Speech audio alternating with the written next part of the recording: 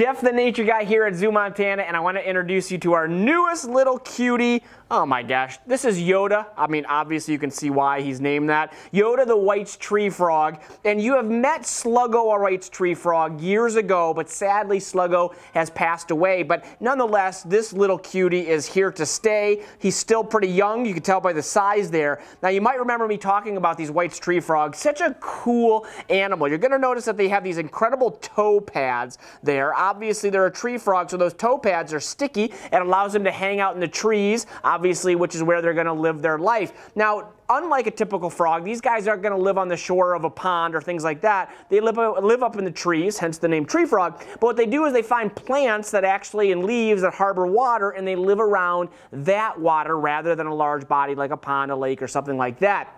Now, on top of that, these guys are found in all territories. They're found in moist areas, they're found in dry areas, but there has to be some sort of water around for them. But the cool thing is, these White's tree frogs, they have the ability to actually secrete a waxy substance that covers their body, and it actually entombs them in an all-time moist environment. So when it does get dry, they don't dry out. So that's something obviously they'll have to worry about in those dry areas. Now, the other neat thing about these guys is when they're upset or they're threatened, they actually emit a really loud scream. It's really eerie to hear, and obviously in the middle of the night, it's going to scare the patoots out of you if you're walking through the forest and actually hear these guys. Now, what forest? Not here in Montana. We're talking about Australia, New Guinea, New Zealand, that part of the world. These guys are not found here in the U.S. And last but not least, the girls, they're a little bit bigger than the boys, and they can lay a lot of eggs, upwards of 150 to 300 eggs at one time.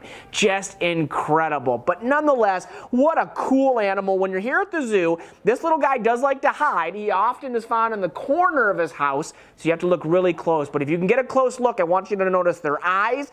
They have that horizontal pupil where most frogs actually, their pupils go up and down, and then also that little ridge over their eye. Great way to tell you're looking at a White's tree frog. Guys, until next time, I'm Jeff the Nature Guy here at ZooMontana. We'll see you at the zoo.